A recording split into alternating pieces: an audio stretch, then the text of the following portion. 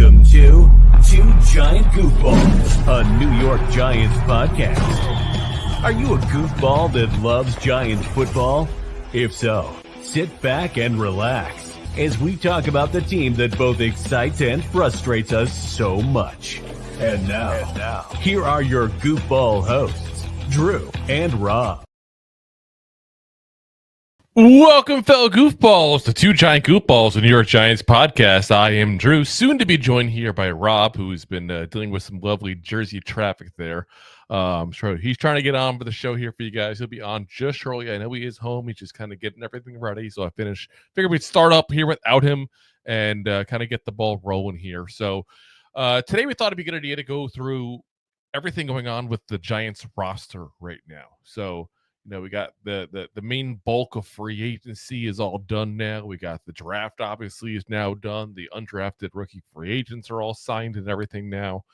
So, we got to look at now where are we at? Where's the roster at? Where have we improved? Where could we still improve? Where's the roster battles coming from? What positions, again, could really need some improvement, because let's be honest, guys, there's still some spots that we need some improvement on here. I know a lot of people like to talk the positives because we had a really good draft in most people's eyes, and I get it. Like, let's take the positive. We haven't had a lot of time to be positive the last couple of years as Giants fans, but there's still areas we need to improve. I think there's also areas that we have improved that haven't got enough credit as well, too. So we want to go over, all of that with you guys as well. I really think it's been an interesting offseason overall. Joe Shane's been really cooking, guys. Listen, I know I've been on this show plenty of times telling you guys that Joe Shane is just not doing the job right, that Joe Shane needs to be fired. I said that last year, and I still say that, it wasn't necessarily the wrong statement to make, but I like what he's done this offseason. I really do. And I'm not going to say he's turned me around. I need to see wins on the board. That's the big thing for me. I need to see some wins come in September, October, November, December, January. I need to see some wins here. But what he's doing has not been bad at all. He's built up. He's looked at, okay, where are the weak spots in this roster? Where can I build them up at? And that's both free agency and the draft. I mean, let's be honest. He focused a lot on the secondary and the free agency, depth of the defensive line. Obviously, we need a quarterback. Got one of the best players in the entire draft as well, because he was sitting there at pick 3 for us. Again, worked on the defensive line, the offensive line, got another running back. I mean, really, he's hit a lot of the points where this roster need hitting. So, I want to give him credit there. And obviously, I want to give credit to Brian Daboll as well. Obviously, nothing gets done without those two, at least somewhat being in agreement. I mean, there's been a lot of talks this offseason about how much agreement they've been in lately. Reports were that Joe Shane really wanted to get Shedeur Sanders, and Brian Daboll wanted nothing to do with him after the interview he had there, which we all know by now he bombed. I don't want to keep on beating that dead horse, as people are still talking about that nonstop. It's over, guys. The draft's been over a week ago. He's a Brown. We're moving on. So, like I said, let's go over the guys who are a part of this roster here. And of course, you got to start off with the biggest spot really in this entire roster change here we've had this offseason. And that's the quarterback position. You see those two guys there in the picture, if you're watching on the video here, of, Russell Wilson. Obviously, he's going to be the starter this year here to start the season. Solid veteran guy with a lot of upside there. Obviously, had some great years in Seattle. I know there's some people who may not be extremely high on him. Let's be honest. I know he's had his issues the last couple of years. Denver basically ran him out of town. Pittsburgh, started off really good with him and ended up really bad. I think you got to look at what happened with him in the first half of Pittsburgh. Once he started, being the starting quarterback again there. Because when you look at what he did towards the end, there was a lot of fighting with the offensive coordinator. That became much more of a running attack team. We're really using him to his strengths to a certain degree. Like I said, I think we can get something out of him. Now, do I think he should be here for multiple years? He's an answer for a few years? No, of course not. But I think as a 1-year option, if you had told me, okay, The Giants are going to sign somebody to a 1-year deal. And that's going to be your quarterback to start the season. Who knows for how long, but, to start the season at the very least, maybe the whole season, who knows. I got to say it, of all the people available this offseason, talent-wise alone, he probably was the second best answer I would have given you. Besides, obviously, Aaron Rodgers, who had his own head case issues and stuff, too. So you basically got two people that have had some issues at prior places they've been. And I think you look at Russ, and I think like I said, he's not a bad option for a 1-year guy. That's what he's best at. Then you got Jameis Winston, of course. Jameis Winston, let's be honest here. I don't think there's a single person who would not say that Jameis Winston is probably the best backup quarterback we've had in many years. Like, this guy can literally go out there and start right now and be better than a lot of the starting quarterbacks we've had in the last couple of years. He's definitely better than Drew Lock. He's definitely better than Tommy DeVito. He's definitely better than Daniel Jones. You can go on and on about the Glennons of the world and people like that have started in the Daniel Jones era. This guy is hands down better than pretty much everybody. I'm trying to think in my head if I can think of one person that I wouldn't put him ahead of that's played quarterback for us the last couple of years. And honestly, it's a struggle for me. I can't think of one. I probably later on, but oh, God damn it, that guy. But there's not a single guy I can look at right now and go, this guy was a better quarterback than our current backup. So to me, it's a great thing when I can look at this roster and say, our backup at the most important position on the entire roster is better than anybody who has started this position for the last 5 years. I'll say 5 years because we had Eli, obviously, for the first half of the rookie year for, Daniel Jones. And obviously, I'm not going to disrespect Eli Manning like that. Eli Manning should have been the quarterback that rookie year for much longer than 4 weeks, as far as I'm concerned. I'll still say it, and I'll continue to say it forever. But, then you throw in Jaxson Dart, the guy we literally traded up for in the second round. The guy was handpicked by our head coach. Again, guys, I went over it, and you can see the video we put out there on Jaxson Dart leading up to the draft. Not necessarily a huge fan of the way he plays. I think he's a little bit of a project. But again, we got the guy the head coach wanted. The guy who's supposedly a quarterback guru to so many people. And we now give him the chance to sit for the year. There's no reason to see the field the entire year if need be. This is about as good a scenario as you possibly could get with Jaxson Dart. Go ahead and let him sit. See what you got. And obviously you got Tommy DeVito. Now, there's a lot of people who are saying Tommy DeVito is going to be gone. I'm telling you right now, Tommy DeVito is not going anywhere. Tommy DeVito, unless someone picks him up off the squad, is going to sit in our practice squad all the year long, guys. And what's going to happen is you're going to see him as a potential backup. Let's say Russell Wilson hypothetically gets hurt. Jameis Winston becomes a starter. Jaxson Dart stays as the third emergency quarterback that's on the roster but never dresses, basically. It should dresses, but not on the active roster unless two quarterbacks get hurt. But if Jameis has to step up and start, now you move Tommy DeVito to the backup position. You can leave Jaxson Dart off the field. That is a big thing. And I think a lot of people are overlooking that. Tommy DeVito, third year in this offense, with experience with a lot of the people on this team still, obviously. The offense didn't change too much, which I know is kind of scary to say, but it really hasn't. This gives him a chance to go ahead and be that guy who can be on the practice squad, come up to be the backup if Russell Wilson gets hurt or Jameis Winston gets hurt, hypothetically. Obviously, it's more like Russell Wilson because he'd be playing, but you just never know. So, you go ahead and you have a position now where you have 4 quarterbacks. Like I said, 1 to start, 1 to be your veteran starter, 1 to be your backup now. That's, again, much better than anybody you've had starting at the position for the last few years. You also throw in the fact that now you got a guy you're developing as your third quarterback. And now you got an emergency quarterback that, again, let's be frank here. Never going to light it up. Never going to be a star. But he makes it where he can go on the field, not fully embarrass himself, and you don't have to ever worry about playing Jaxson Dart too early.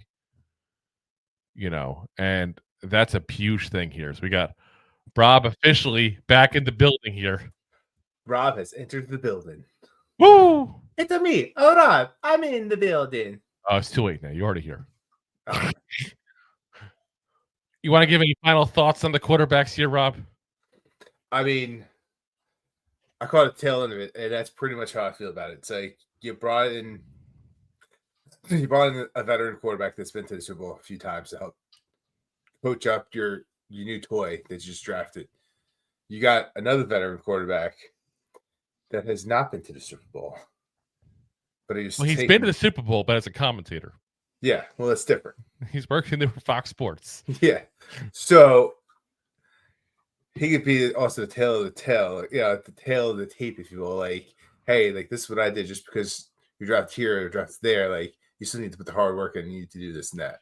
So you get like both sides of the coin of like, hey, this is how your career could be. This is also how your career could be. And then you could look at DeVito as well and just be like, this is also how your career could be. There's a lot of could be's. Yeah. So it gives him kind of multiple choice of how he wants his career to turn out. So like you said, you're able to sit him for a year and let him develop and see how these guys react. Yep. And I do think we'll see him at some point. I say the whole year, but in reality, we're going to see him, I think, either when it comes down to either like if the season doesn't go our way towards the end of the year, they'll probably put him in for a little bit there. Or what could very well happen is if we're winning and we have a game that we're wanting to rest some people, or let's say hypothetically, and this is the scenario I would love for, we're like in the playoffs ready to go and you just wanted to start on the last game. Like that's the kind of scenarios I think you got possible at Jaxson Dart. I do think we'll see him at some point because this is a very, very good quarterback class supposedly going out. Again, they say it every year, except the year you're in. It's amazing it happens. Yeah. Next year is the year. Like if it is as good as people say it is. Again, I've said it before. We did not give up that much to get Jaxson Dart. Nothing will preclude us from going ahead and getting a quarterback next year if we have to. So they're going to do what they have to do to evaluate him if they're in a position to get a quarterback in the draft next year. And they should. Correct. They should, point blank. Listen, and there's nothing wrong with, just because you got Dart and a brand new toy doesn't mean you're going to have to, that he's going to be your starter. Like they might find themselves losing, and then dream scenario with some of these guys, some of these fans out here, we get Archie Manning. Yeah, I mean, I doubt that'll happen. You never know here, but let's see. Let's move on to the running backs here. Now, before we do, there's a man who's going to make us break our one of our rules here. We said we would never put up anything positive for another team on the show. But we also said if you do a super chat, we're going to put it up no matter what. So we got John Wick. Remember, guys, leave his dog alone. He says, good setup you have, but it's always HTTC, baby. Raise hail, JD5, NFC conference appearance, new stadium, 2027 draft. DC is back. Listen, we've said all along, the Commanders had a really good year. And we hold nothing against the Commanders. Well, we really don't. That's the weird part. We despise the Eagles, despise the Cowboys. It's almost like a sibling rivalry with the Commanders more than anything else. I really don't hate them. I really don't. So listen, if you're a Commander fan out there like John, we hope the best possible second place finish in the NFC East. That's where we're at there. And now Jay fills it up. He says, Drew, has anyone ever told you look exactly like the comic book guy from The Simpsons? I don't have a ponytail. Season 3, episode 17. You definitely look like when Bart went into that store. I don't have a ponytail, and I think my physique is a little bit better. Yeah, but this is Simpsons. Everyone's fat in Simpsons. Doesn't mean you're actually fat. Plus, he strikes me as the man who probably lives in his parents' basement. I have a house. I have a wife. I have. These are all true things. Yeah, it is true. See, I have a witness. Rob's a witness. He met my wife even before I did. This is true. I've known her all her life. Literally. But yeah, guys, thank you very much, though, both you two, for supporting the show there. If anybody else wants to keep the streak of super chats going, feel free. By the way, we certainly will not complain. Let's get into, guys, with the running backs now. So this was a position that we talked about, going into this offseason, was kind of a spot that we thought could use a little bit of adjustment here. I mean, a little bit. I don't think it needed anything crazy. We went into last year having Devin Singletary, who was going to be the Temu version of Saquon Barkley there, wearing his old jersey number and everything. I think he came off as a little bit of a disappointment, but I don't think he's as much a disappointment as people necessarily thought he was. I think a lot of it was kind of like he wasn't Saquon. Like, does that make sense to a certain degree? Am I crazy? Like he wasn't Saquon, but he never was going to be. No, and you know what it is too.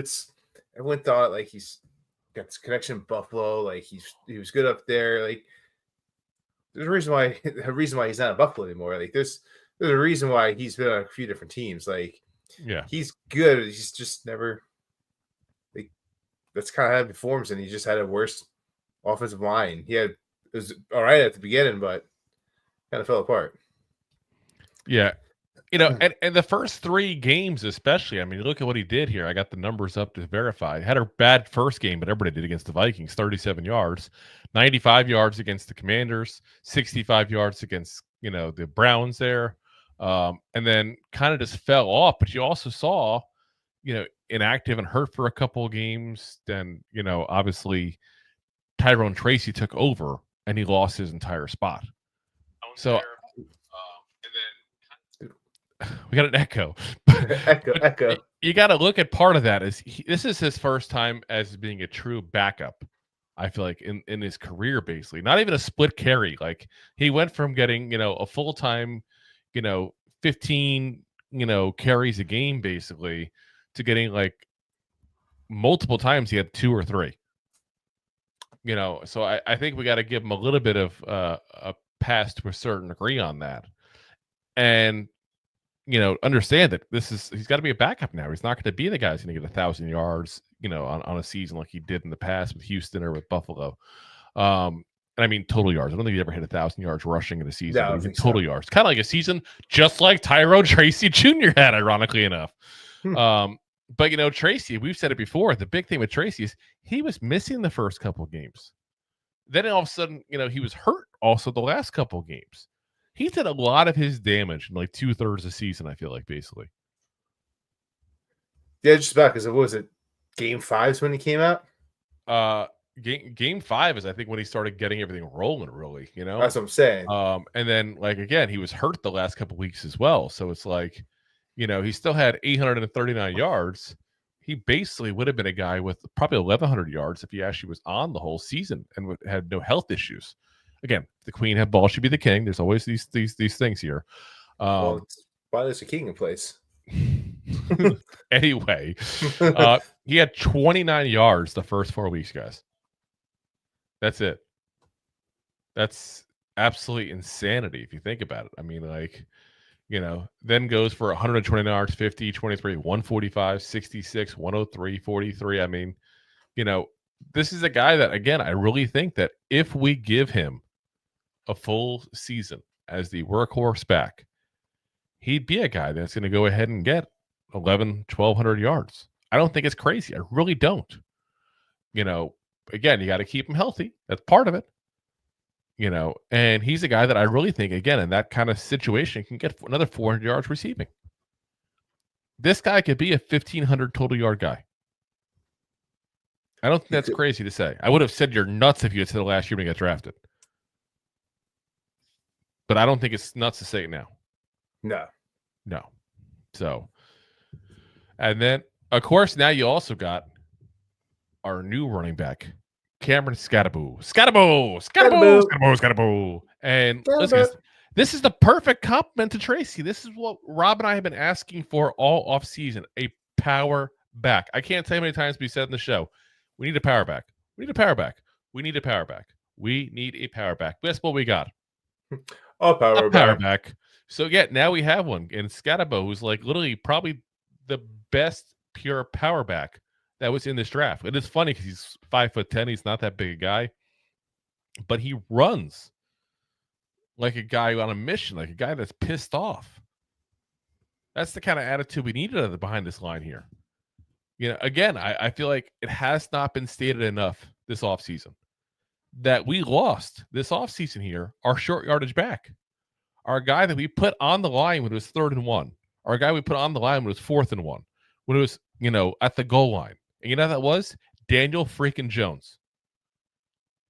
As scary as that sounds, when the game was on the line and we needed a yard, who do you think the Giants would have put there to run the ball?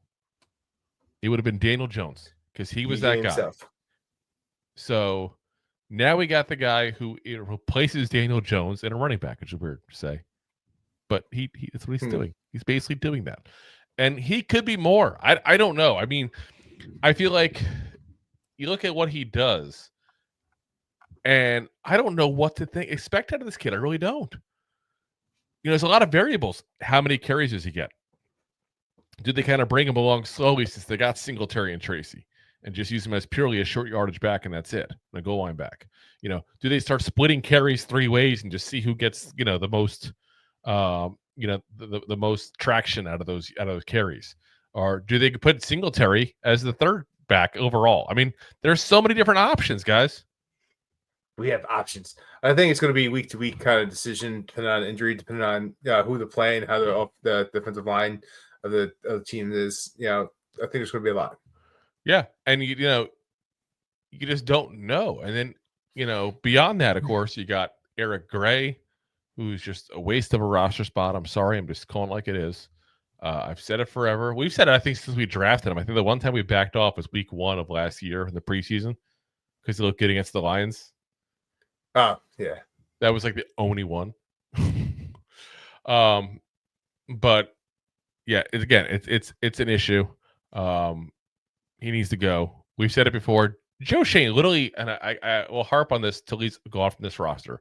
Joe Schoen literally said in a press conference, we lost people we had in front of him and that could return kicks. That's why they got him. It was a horrible draft. Horrible pick. And that's one of the biggest issues I had with Joe Schoen is some of these draft picks that he makes that just make no sense whatsoever, that he's all shocked, but they don't pan out. Eric Gray was never going to be good, guys. I'm sorry. He never was. There wasn't a single thing that we saw leading up to it. We're like, oh, this guy's got to make our top list. We did 20 running backs that year? Something like that. And we didn't include him. Yeah. That's where he is. He's just not a good player. I don't want to harp on it, be mean about it. He just needs to go play to the UFL where he belongs.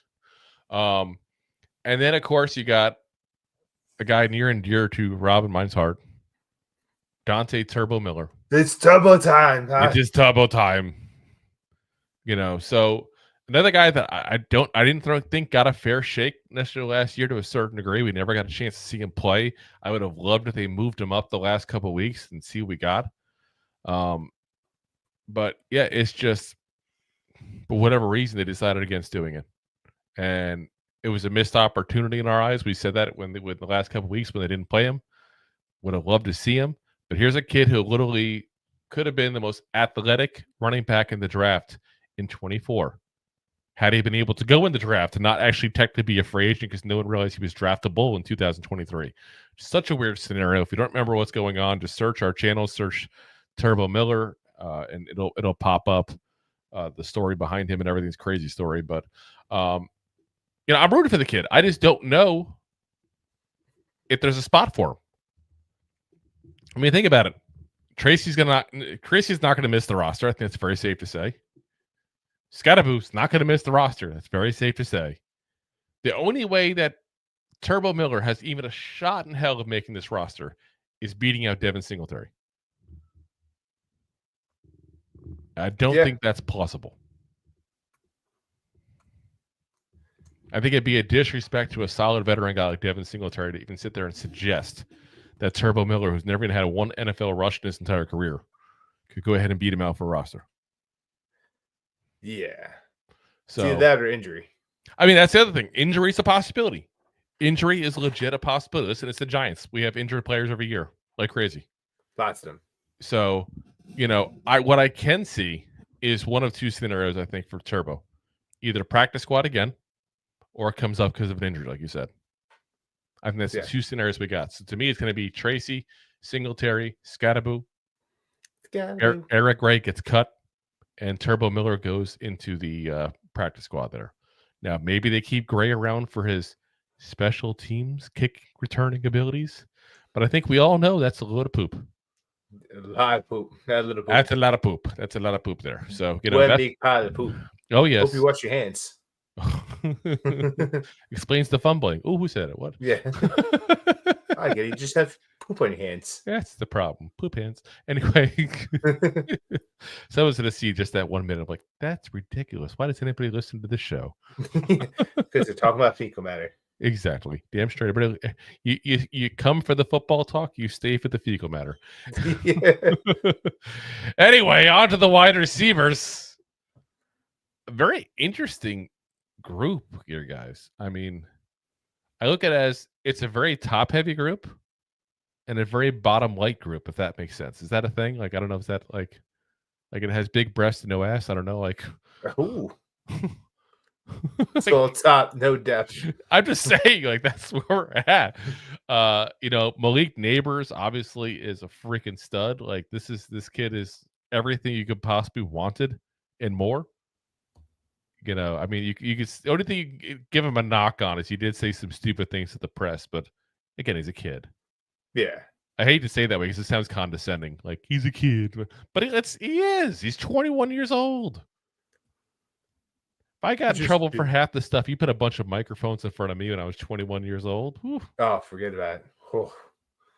Now here I am twice that age, and I'm still saying stupid stuff in front of a microphone, but that's a whole separate thing. Yeah, it's a different topic. We're not getting paid like Neighbors is. It's okay. Yeah. We want to do some more super chats, though, and help us get closer to that. But, yeah, I mean, Neighbors, listen, guys, as good a rookie season you could possibly get to ask them.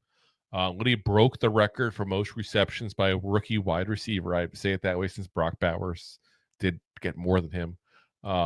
Broke pretty much every rookie record for the Giants there. I mean, again, you could not have asked more from this kid. And then on top of that, not to like beat a man who's out of here, but look who we had throwing him the ball. Daniel Jones, Drew Lock, Tommy DeVito. Yeah. Just saying. Did not have a lot of talent throwing the ball. No. Or consistency. No, like, could you imagine? Okay. Malik Neighbors now goes ahead and gets 1,200 yards as a rookie with that trio of quarterbacks. Imagine him with Russell Wilson, Jameis Winston, and Jaxson Dart. Yeah. Yeah. What's the over-under? He's at 1,500 if he stays healthy. Listen, I honestly, I don't want that. It's a scary thing because I feel like if that's a one-dimensional offense. But I don't think he's going to need the ball thrown to him 170 times to get where he's gotten.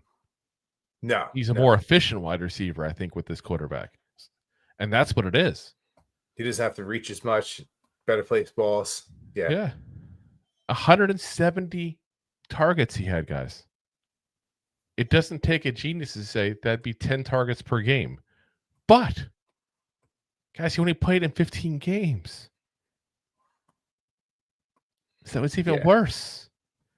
He had 11 and change per game. We were a one-dimensional offense. And again, not because of him. Let me be very clear on this. It's not a knock on Neighbors. That's a knock on this offense as a whole.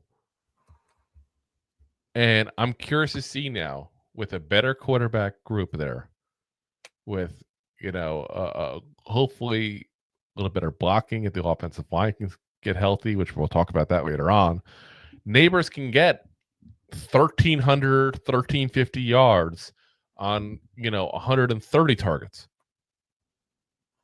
You know, I mean, it's absolutely insane. As you know, Jay says they were spamming neighbors early last season. They were. That, like I said, literally that was our offense, was just throw it to neighbors, throw it to neighbors, and throw it to neighbors. Yeah, and then Yes. give it the turbo and throw it back to neighbors. Remember the Washington game? He had 18 targets. 18 targets, guys. 15 against the Cowboys.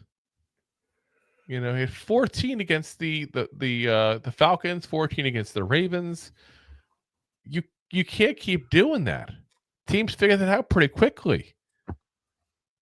Luckily for us, somehow they didn't. I mean, they did, but they didn't, because look at the output he had still. Well, that's just because he's that good. He's still that's what I'm saying. That quarterback play, throwing him in double coverage. Yeah. So, like I said, I want to see him get a little better numbers with less targets. That's my goal for him this year. If I'm the Giants, Ooh, I think it's fair. I think it's fair. It's fair. Then you got Mr. Catch at 4 yards, Wan'Dale Robinson. Listen, we said Wan'Dale Robinson is a guy who easily can get 100 catches. I'm still going to stand by that statement. I mean, look at the guy, what he did last year. He had 93 catches, guys. Again, with Daniel Jones, Drew Lock, and Tommy freaking DeVito here. Hey, yo. Don't tell me this guy couldn't get 100 yards with a decent quarterback. 100 yards. 100 catches. He had about 100 yards. That's a whole separate issue. 699 yards. I think that's the least amount of yards I've ever seen with over 90 catches. Yeah, I think we've... Yeah. The second lowest depth of target in the entire NFL, guys. 4 yards. 4 yards. You we can't wonder why. Him. Yeah. Like, you can't. He averaged 7.5 yards per reception, guys. That tells you he almost doubled it with Yak. Yakety yak. Yeah. That ball. That's insanity. So, again, another guy I'm really hoping, and this is where I say, as far as you don't need to do crazy 15, 1600 yards. I think if you get in a position where you can get 100 yards, sorry, 100. I keep on saying 100 yards, 100 catches for Wan'Dale Robinson, and let's say just over 1,000 yards, then you're good. That's a really good duo, you know? And I really think Wan'Dale has it in him. And I feel bad because I've heard some Giants fans say some not so nice things about him. And I think a lot of it is them not necessarily understanding that he's not calling the plays, guys. He can't just go ahead and run a 12-yard route. He doesn't get that option. He's got to run the route that's given to him in the play. Ooh. Oh, see, Rob's so disgusted he left. There he's back. There you go. But, you know, that's where we're at. I have a lot of respect for what he does. I think he was a really good player in college. I don't think we've seen the best of him yet, even though he's been 3 years in now with the Giants. And I'm excited to see what he can do with an actual quarterback this year. Yeah, an actual quarterback and being actually healthy. Because his rookie year, like, he started playing well. Like, he definitely would have gotten probably over that 669 yards that he got this past year. Yep. Tears his ACL, comes back, you know, year two. Looks like a guy that's coming back from ACL surgery with a not good offense. Yeah. To say it nicely. Not good at all. So, and come back this year and still play decent. But you know what's a crazy thing with him, by the way, Rob? What's that? It's a contract year. It is. It is a contract year for him, guys. I'm telling you, this is going to be a big year for him. Watch out, because it's also year 24. He's still 24 years old. He's still young. Yeah, because I remember when I was young. Race. Then, of course, you got the guy that we re-signed, Darius Slayton, who ironically is coming off his worst year as an NFL player and got a pay raise. And listen, we encouraged it, for the record. We're not even trying to knock the guy. He averaged 14.7 yards per catch this past year. He averages 15 for his career, so he's right there pretty much where he usually is. He just didn't get as many targets as he's gotten in years past. I mean, he's gotten 96, 84 targets, 79 and 23 even, had just 71 this past season here. So, you know, a little bit down from where he usually is target-wise. That means, yeah, he's going to be down in yards and catches. Crazy concept. I know. Super. I know. But insane. So again, I'm not going to knock him on that kind of stuff there. I thought he had a decent season. He's a good depth guy for us, a good speed target. He's basically a third option as a wide receiver and has still got almost 600 yards. That's pretty damn good, I think, as a third option. Yeah. Especially, again, with those quarterbacks. That's going to be a theme. Those quarterbacks. That's what we're going to have to talk about that. Those quarterbacks for the rest of these guys in the next group, too. Well, but it's part of the equation. You got to include that when you're evaluating players. Then you got Jalen Hyatt, who hopefully is related to the family of Hyatts that owns the hotels, because quite frankly, he's going to need a job soon. He getting cut soon. Listen, the guy can't get off press. He's not a good route runner. And this is going to be a true test for him. This is going to be like the excuses are out for him kind of season, I think. Like, you don't get the excuse anymore of the issue of who's throwing you the ball. You don't get the issue anymore of, you're not fitting in the offense or having to learn new things. Like, you've had a couple of years now. And he had a much worse year last year than he did the year before. He went from 373 yards down to 62. And oh yeah, guys, it's year 3. We're still waiting on the very first touchdown for Jalen Hyatt. It was top 3 in that draft, quote unquote. Listen, Rob and I said it going into it. We said we thought somebody would take him in late round 1, early round 2, and he's a one-trick pony. It's a very good trick, which is his speed. But if that's all he has, we're in trouble. Guess what? We drafted him, and we're in trouble. That's all he's got is his speed. Yeah, apparently no one can teach this guy how to, feed the defense a little bit.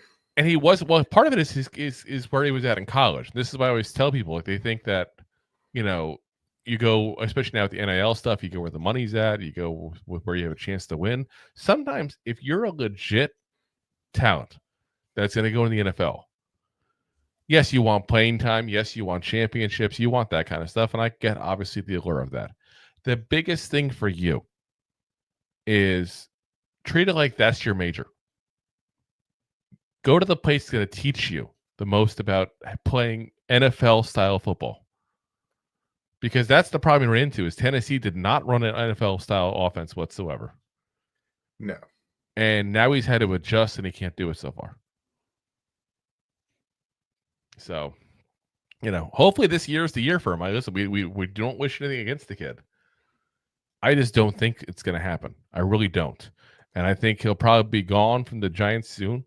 Again, he's not a top pick for us. We can let him go after this year if he continues to have the issues, and we can move on. And somebody else will pick him up, hoping he's worth something. And then they'll also drop him when they realize he's not. That's what it is. If we cut him, here's the weird part. If we cut him right now, we actually save about $1 million. So you could easily make the case that he's not even going to make it in the roster this year. That's scary. I doubt it, but I also wouldn't be surprised. Yeah, you'd have to have the right players behind. Like, let's say a couple of guys come up that are good wide receivers that have some NFL skills and have some actual production in the NFL, and you got to pay this guy $1.5 million this year and $1.8 million next year. You keeping him? Yeah. Nope. I'm not going to keep him. And as of right now, he's going to put him through camp. But I heard a lot of complaining last year. Like let's put it this way. There wasn't anything specific story-wise. There's a lot of rumblings going on, though, that the Giants point blank wanted to give the job of the speedy third receiver to Hyatt over Slayton. And he couldn't beat Slayton out. Not only could he not, he was nowhere near his talent level. Yeah. It's a bad pick, and it's to me, I'd rather move on from bad picks. Can't teach speed, but everything else you can teach, and he's not learning. Exactly. Well, and part of it, he's got to get better with his technique. He has trouble getting off press. He has trouble with route running. These are things that are, elementary to a lot of people. But again, when you're My dear playing, Watson. I knew you do that. But when you're playing in a system that was a college system that did not resemble an NFL pro style offense, it's the issues you have sometimes. We got, of course, little Jordan Humphrey. We signed here, a couple weeks ago. Again, a big, taller receiver, much in the mold of Isaiah Hodgins, I feel like. The one thing is his hands are not very good. He's got a lot of drops. A lot of Broncos fans weren't exactly upset to see him gone. But let's be honest, as of right now, he might be the fourth best receiver on this team, guys. Well, it's not saying much. It's not, because look at the rest of it. Zach Pascal, again, a guy who hasn't done much in offense in the last couple of years. Special teamer, doesn't even return kicks. But again, has a relationship with our wide receiver coach, Amir Smith-Marset. He is purely a kick returner. He's technically wide receiver, doesn't really play offense. Bryce Ford-Wheaton, again, another guy who is a special teamer, doesn't even return kicks, just a regular old special teamer. And, he's another guy that, came in with a lot of fanfare a couple of years ago. Same year as Hyatt. Remember, people were like, oh, this kid's so good. This kid's going to be great. And you and I are both like, yeah, he was undrafted for a reason, guys. And it's his hands. Yeah. And, yeah, he hasn't found any really time onto the field. So I'm be shocked if he is stick around. It's hard to stick around as a special teamer that doesn't return kicks at the wide receiver position. Yeah. It's kind of part of your job there. Yeah, exactly. And then Montreal Washington, let's be honest, this kid hasn't done much yet. He's played a little bit with the Chiefs, but again, hasn't done much at all. So again, you got a very top heavy with the top three, Neighbors, Robinson, and Slayton, that I feel like most teams would give their left nut to have as their top three receivers. Yeah. Not the right one, but the left one. And beyond that, poop. No depth. No depth whatsoever. This is like a 2D image here. Ooh. So it's like a etch-a-sketch drawing. Etch-a-sketch drawing. All right.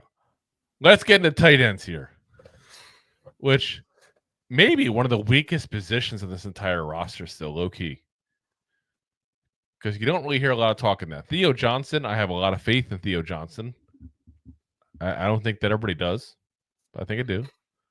Got hurt last year, was starting to come on, but still, I think like unknown commodity. Is that fair to say, Rob? An unknown commodity? Yeah, they didn't really start utilizing towards the later in the year. And he got hurt, so yeah, we didn't really get a chance to see. He'll be the starter again. I have high hopes for the kid. I really do. I think he's going to be a decent player. I don't think he'll ever be a star and like that, but I think he'll be a decent player this league. Daniel Bellinger, who we've been looking for the rookie version of Daniel Bellinger since his rookie season. Yeah. Let's be honest. It's like, where's Waldo? There was rumblings last year of him not even making this roster. Wouldn't shock me at all if he doesn't make this roster. And I hate to say it, like we were huge fans of him when he came out. His rookie year was our rookie year. Touche. Yeah, like that's where we're at. But just hasn't produced the last couple of years. Hasn't got a lot of time in the field even. And it's obvious there's issues with him and coaching staff, front office, and like that, where they just either they're mad at him for something or don't feel he's a good fit for their offense or something. There's something going on behind the scenes we don't know. As Jay said, both of us have regressed. Yes, we have. We're getting older. We want a new contract. Yeah. So yeah, Bellinger. Listen, he's that guy that if you had to list me as a surprise to get cut, Daniel Bellinger. He's a chance to get cut. And if you told me a couple of years ago he wouldn't make it out of his rookie contract, I would have told you you're insane. But it's very possible. So yeah. Chris Manhertz, obviously he was with us last year, veteran blocker. That's what he is. He pretty much never catches the ball. He gets thrown a couple times a year, and that's it. But he's a solid veteran, blocking tight end. He's got 500 yards on his career. It's ridiculous. But he's like the Howard Cross of the modern day, basically. Just never gets thrown the ball. Pretty much, basically, yeah. it's like having a third tackle that you could throw the ball to, but you probably won't. There's an option there, but I think Andrew Thomas has more touchdown receptions than him. No, I'm kidding. He does have the one, of course, but no. Then you got Greg Dulcich. He's another guy that's interesting. I liked him a lot when coming out of college. He had a good rookie year with Denver. Didn't do much past that. We did have him in a few games with us last year, but didn't even throw him the ball once. Again, I said Bellinger might not make the roster. Well, that's part of it. Is if Dulcich becomes what he used to be, it's a battle with him and Bellinger and who becomes what they used to be better. You know what I mean? Like, which one of them can regain their rookie form? And if neither one can, maybe you got Thomas Fredonia, the 7th-round pick we had out of Nebraska, who I think is probably going to be more likely a practice squad guy this year. I would assume so. But listen, nothing's out of the ordinary. Let's say Bellinger doesn't go back to what he was his rookie year. Let's just say that hypothetically. And I'm rooting for the kid. Again, I think there's an issue with him in the front office and coaching staff, but he hasn't done anything to us, so therefore we're rooting for him. So let's say he doesn't do what he used to do. Let's say hypothetically that Dulcich doesn't do what he used to do in his rookie year and all either. And Fredonia looks good. Fredonia easily could be the guy. Again, am I thinking that's the likely scenario? No. But it's a possibility, guys. It's definitely a possibility there. And if you look at the cap hit, let me see the cap hit for Bellinger this year, guys. $3.6 million, guys. And if we cut him, we only cost us $200,000 against the cap. That's it. So who do you think might get cut this year? Sadly, it's Belly. It's Bellinger. Like, he's probably gone. And then on top of that, Greg Dulcich is a $1.4 million cap hit with no dead cap space. I can sit there and honestly tell you that the unlikely scenario we just talked about of a Thomas Fredonia making this roster and being the third tight end is not just a slim chance of that happening, but also probably the preferred outcome. Yeah, especially since it helps with the finances. If you cut Dulcich, you save $1.4 million.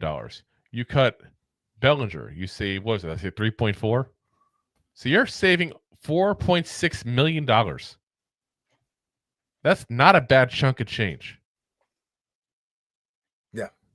That's basically what you need to sign everybody but your first round picks in this draft. Like, that's a nice chunk of change there. So again, people don't like to talk about it. I know one wants to hear about it, but the financials, the economics of it definitely do come into play when it comes looking at the the roster and who's going to make it, who's not going to make it there. All right, guys. We're going to pay the bills real quick and come right back, and we're going to go break down the offensive line. To be very frank with you, I thought we would end up doing the whole roster today.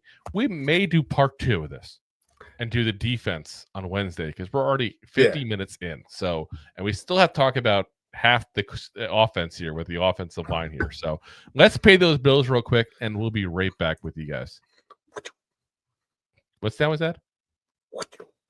Enjoying the show? Looking for more goofball action? Consider a membership at buymeacoffee.com/2giantgoofballs. Memberships start at just $5 and give you additional goofball access. One-time support payments also available starting at just $3. buymeacoffee.com/2giantgoofballs. All righty, guys. And of course, as always, you can also support the show here by sending a super chat. Now, who did a super chat earlier? Oh, yeah, that's right. John did it and Jay did it. Again, thank you very much, guys. Thanks, John and Jay. Anybody else who wants to be cool with them, feel free to do that as well. So, and then, of course, with that, of course, you have the option to send stars also on Facebook there.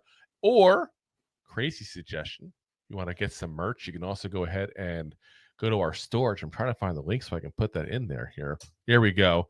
It'll only show up, of course, on YouTube and on Twitch because every other platform doesn't like me putting links up for some reason. But it'll be there for you guys there if you want to get some merch. We have candles of all things. You'll like the candles. I think they're kind of funny. Cups. We have earbud holders. We even have a towel so you can rub your bare bottom against us. Remember, guys, Mother's Day is around the corner. Too, so. It's spectacular. It's spectacular. Yeah, and a lot of the stuff we have actually, if you hate the Eagles and you hate the Cowboys, there a lot of it is actually related towards that kind of stuff because we're not going to talk trash as if we're the greatest team ever until we start winning. So feel free to check it out. It's 2 Giant Goofballs slash I guess the minus sign. I don't know whatever you call that thing. shop.fourthwall.com. Again, we put the link in the comments section there on YouTube and on Twitch there. All right. Let's get back into the offense here. We got the fun thing to talk about here. The offensive line, the bane of our existence for the last how many years now at this point. No one cared who I was until I put on this helmet. I like the Bane Cat. Bane Cat was amazing. Is that still a thing? Is that cat still alive even? It's been how many years? It's a good question. I don't even know. Maybe he's with Grumpy Cat playing up in the sky somewhere at a farm in upstate New York. So, anyway, let's get to the tackles here, guys, because this is a position that, let's be honest, has definitely left some to be desired for the last 30 years, it feels like. Listen, this is much like the wide receiver room too as well. Good up top, not a whole lot of depth. You got Andrew Thomas, who is, when healthy, one of the best offensive tackles in the entire game of football. The key part of that is when. Never seems to be. A lot of health issues recently. Yeah, and not just recently. I feel like it's been overall. That's just where he's been there. Liz Frank injury this past year. Listen, that's not easy. That's not an easy one to come back from, guys. I feel like that's something that's not being talked about enough. Is we don't have pure confidence that he's going to come back 100%, guys. I don't think that's being mentioned nearly enough. This is a big injury. This is multiple ligaments being damaged by your foot being broken. I think is my understanding of the injury. Again, I'm not a doctor. I just play one on TV. Yeah, not a good one. But I'm gonna look it up here. Liz Frank injury: a fracture, dislocation of the foot that can involve multiple ligaments and bones. Yeah, that is not an easy thing to come back from, guys. And it's not to say he's not going to come back, but it is a serious injury. And I'm looking here at the pictures even, guys. It's gross. The pictures are very gross. Don't Google Liz Frank injury. But from what they're showing, it's basically the top of your, right where your toes start jetting out of your foot, basically, that area, just above that. And it's kind of gross here what they're showing. They're showing x-rays of broken bones and all nasty stuff here. I'm getting off this. I have to go on it. No, it's not cool. Anyway, hopefully he's back, guys. Obviously, we're Giants fans. We're Andrew Thomas fans. We're rooting for the kid. We want him to get healthy. We want him to be back to what he used to be. Not just because it helps us tremendously as a football team, but it helps. It helps a good guy. Yeah, Andrew Thomas, by all accounts, has been a really good guy. He's worked hard to get back from a lot of injuries, and unfortunately, he's got another one to come back from. So, again, hopefully he's back. Hopefully he's 100%. I think to Rob grimaces, he must be looking at the injuries now. But to expect him back 100% to me is a little ridiculous. I think the probably hopeful is to have him back at 90% and have him progressively throughout the year get better. And I don't know if that means him progressively getting to 90% or him starting at 90% and progressively getting to 100%. That depends on his rehab and how everything's going. That's stuff we will have no knowledge of, nor should we. Then you got Jermaine Illuminor. who is probably the second best offensive lineman we have. And listen, he was a great right tackle, was an adequate left tackle. I hate to say it that way. It kind of sounds demeaning to a certain degree there, but let's be honest. He wasn't the best at left tackle, but he was a whole lot better than everything else we put there. Yeah. Yeah. Yeah. I mean, like the Hubbards of the world, we try to take off the streets at that point to put in there. Like I said, he was adequate at left tackle, but he was really good at right tackle. And I think that's where he's better at. And listen, there's even a chance, depending on what happens this year, maybe he gets moved into guard. I doubt it. I think he'll stay at right tackle. But it all depends on what happens with Marcus Mimbow. What we're going to talk about there. Mimbow was Mimbow. Again, I know people call him Bow or Bo. I've heard a lot of mispronunciations and proper pronunciations, and I don't know which one is which. So until he clears it up, we're going to specify them all. But again, this is a guy that could start a tackle as well. But I think he's probably better as a guard, so we put him in the guard spot. But, again, something to keep an eye on because that's a definite possibility. I do think he's going to be potentially the steal of the draft for us overall. I think we got a lot of steals this draft, to be honest. I can't stand the fact that I'm so happy about our draft class. It's so weird. I don't know how to react. I'm used to being pissed off. I'm not used to how do I do how do I handle being happy as a fan? It's been a while. I mean, we're gonna have to wait till the players start playing to actually give the best grade of the draft. But yes, it's been a while. I feel like it's appropriate that we had Joker from Giants Rush on with us the first night because by the time this draft was over, I was like Jack Nicklaus going, where does he get these wonderful toys? Yeah. It was a really good draft, guys. Anyway, we got, along with Thomas and Illuminor, James Hudson III and Stone Forsythe. Obviously, both those two guys are the swing tackles. They signed very cheap deals. Hudson coming over from the Browns, Forsythe from the Seahawks.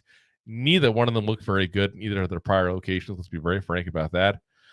Which, to be honest, is probably why Mbow is being looked at as a guy that may have to play tackle, even though he's probably got too short of an arm. This is definitely a little too late for the position.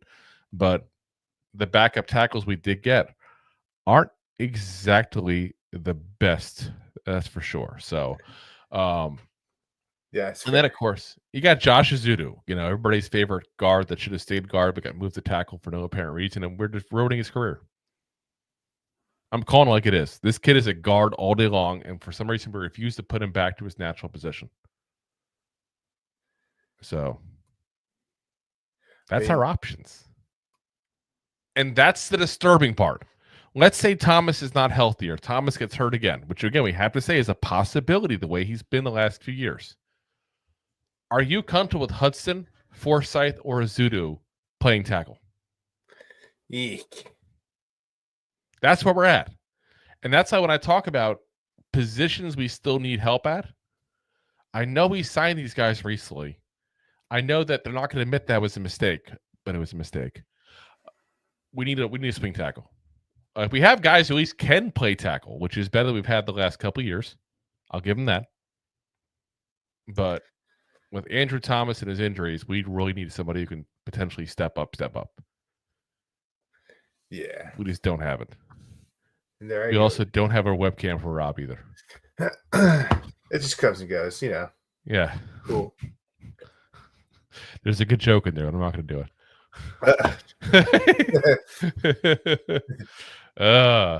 Anyway, let's get into the guards here. The guards. And interesting group overall because as issues we're having there on the tackle side, like I said, good starters, but one with injury issues, bad backups. Guard issue is, I feel like it's a lack of top talent, but good depth. It's total opposite, reverse. I feel like our starters could get hurt. We could have the backups go in. I probably wouldn't even notice the difference. Which is exactly what we want to happen to our tackle position, but not with the low talent level starting. That's the problem. Like John Runyon, let's be honest, was a guy that we probably shouldn't have picked up like we did. We picked him up because he was a really good pass blocker, really bad run blocker. But he was hurt a lot of the year. So I don't think it's fully safe to say that we saw the right version of John Running Jr. But considering the moves that they've made, I don't think that Running's in the long-term plans. I think after this year, he'll probably be gone. Greg Van Roten, who's, in his mid-30s, so you just never know year to year what you got at this point in that career. But it was a guy that was probably our best value free agent pickup in the entire year last year. Because we literally got him for the veteran minimum. He started every single game for us, played every single snap for us, and played serviceable guard. I don't want to overblow it and say, like, oh, he was spectacular. He was amazing. He wasn't. But he was a serviceable guard. And that's a whole lot better than a lot of people we've had in the last couple of years. Aaron Stinney, a guy with a lot of starting experience, didn't necessarily play the best last year for us, but again, a lot of starting experience, so not a bad guy to have. Marcus Mbao, again, I keep on saying Mbo. I keep on saying Mbao. Mbo. I can't say it right. Like I said, whatever his name is. And again, we still need to find out. Somebody needs to ask him, because I've looked for it before. I didn't find it. Like if somebody from Giants media actually asked him how to pronounce it. Because again, all the guys at Purdue, when we were scouting him, said Mbo. And then I've heard people now say just Bo. But I've never heard him say either way. Yeah. We have to find out, is the M silent? But again, we like him a lot. He was a really good, solid pick for us. 5th round pick, third round talent. A guy that probably will play guard, but we're putting him there. Dable's already said he's going to start off at tackle. I know they've got him on the depth chart at ESPN, since the Giants don't have a depth chart of their own yet. Obviously, they won't have that till much later on. But ESPN lists him as a tackle on their depth chart with the Giants, again, based on what Dable said. I think he's going to move into guard. I think that's the right spot for him. Either way, though, you don't know, because, again, it depends on the injuries. He might be our best swing tackle because of the crap we have behind the two. That might be forced. When he's healthy, he plays pretty well. Yeah, and he played, played a couple of years at right tackle the last couple of years at Purdue. But you kind of get like 67% of snap. You're probably going to get 60% of the snaps out of the year out of him. So if you could, are you talking about Andrew Thomas? Oh no, I was talking about yeah, sorry. Mbo? Mbo. Healthy. He's not had the health issues. Thomas is the health issues. Yeah. But he has the size issues. Too short arms. He's given up about 50, 60 pounds from where he should be on the tackle position. And that's why I think he's going to have to be a guard probably. But again, we'll see. See what happens in training camp. See where he ends up. If he ends up our future right tackle, that'd be a freaking steal in the 5th round. Yeah. Because again, Jermaine Illuminor, another guy who's got 1 year left. And again, having issues in some places on the offensive line. Might be a little shuffle at some point. You never know. Another guard. It seems weird to call this guy guard. Evan Neal is now listed officially as a guard. Again, on ESPN's depth charts, the Giants don't have one. Giants just list him as an offensive lineman. Very smart by their part, by the way. But all accounts are he's going to move over to guard. I do think it's a better spot for him. The biggest issue he's had as a lineman is people getting around the edge. You know what the best way to stop people from getting around the edge when you have a guy that keeps letting people around the edge is? Not giving him an edge. Put him in the interior. That solves the problem. Problem solved. Done. You're welcome. Yeah. That's genius. Yeah. It was a good run blocker last year by PFF's at least grades there. Really bad as a pass blocker, but trying to give him some positive at least. And then of course you got Jake Kubas, who the undrafted rookie free agent from last year. The Giants really liked. I think he's honestly not that good necessarily. I think the Giants kind of were a little wrong in their scouting on him. But they really like him for some reason. Maybe there's some potential they see that we just don't see because we don't see practices on a daily basis. And I'll openly admit, it's not like I sit there and watched tape like nonstop of what Jake Kubas did the last year as a Giant. Because let's be honest, everything in that team was just pure pile of diarrhea poop, and I didn't want to watch it. So, nice way to put it. What's the truth? Like, you think I want to rewatch those games? Well, the Giants got ruined today with 105 yards of offense. Like, Oh, there you go again. There you go again. You're gone. And I'm gone, just like Just that. a figment of our imagination, Rob. Like an AI computer talking to us. I am a robot. I'm Robobot. Well, we got one more spot to go, Rob. That's it. One more spot. The center position, which is appropriately named since it is in the middle of the offensive line. John Michael Schmitz, of course, the disappointing third-year center. I think it's a fair statement to say disappointing. Guy, listen, came out, guys, with a lot of high hopes for this kid. Rob and I were both very high on him. We thought very good things of him. He got hurt a lot his rookie year. That definitely set him back. Looked a little better this sophomore year, then got hurt again. This is, I feel like, a make or break year for him. Like, if he doesn't do good, they're going to bring in actual competition. Like, that's where it's at. And listen, he's been a great leader on the offensive line. You hear a lot of good things about him in the locker room. You hear a lot of good things about him as a person, but you see a lot of bad things about him as a player. You know, just hasn't been who we wanted as a second-round pick. I don't want to give up hope on him yet. I don't think we've seen him healthy yet. You know, like, I feel like that's the problem. We haven't really seen him healthy. He's that old school tough. So, like, you know, he was playing a little injured before, like, he had his freshman year, but then he sits a year and then he comes back and just, I don't think he was fully healthy last year, where he's just, where you think, wow, this is the guy we drafted. This is talent level. So who knows? Maybe he goes back this year swinging. It's possible, and that's what I'm saying. I don't want to give up, but I feel like this is the last shot that I want to give him. And I'm glad they have other options around. I mean, Greg Van Roten played center when he went down last year. That's still a possibility. On the roster, though, we also have Austin Schlottman, who got hurt last year, was unable to play, but he's a true center. Was a solid center, actually, for Minnesota a couple years ago. Don't you know? Jimmy Morrissey, who obviously previously with the Texans and spent last year with us as well. And Brian Hudson. There's a lot of centers we have on this roster, guys. That just tells you that's the position they're looking at. You know, all fairness, you hope that Schmitz is there. You hope Schlottman makes the team. And that's a 1-2 at that point there for the center position with Greg Van Roten as a potential if need be as well. But we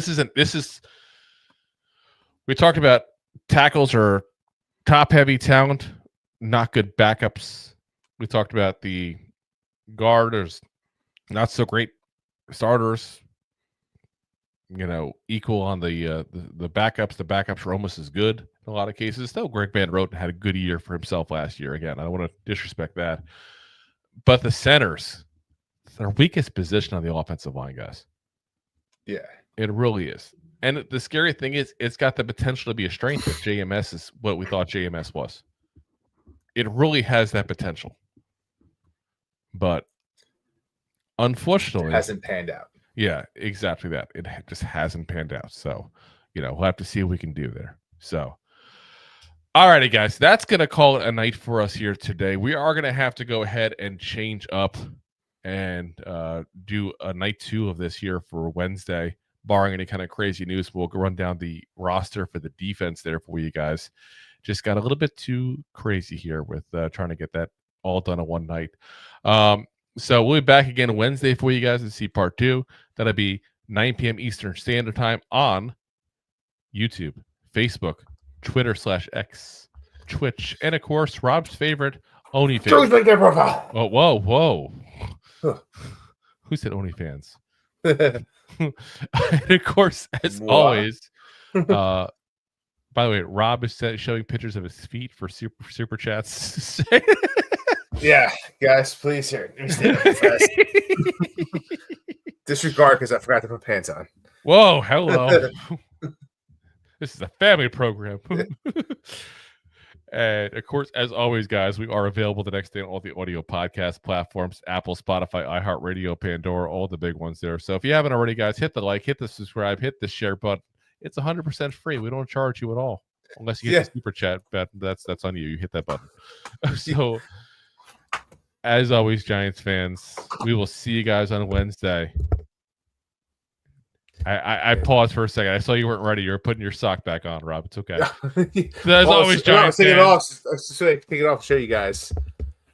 Go G-Man! Go G-Man! G-Man! Thanks for listening to Two Giant Goofballs, a New York Giants podcast. We appreciate your support. Thanks so much. Please, I'm begging you. Please subscribe.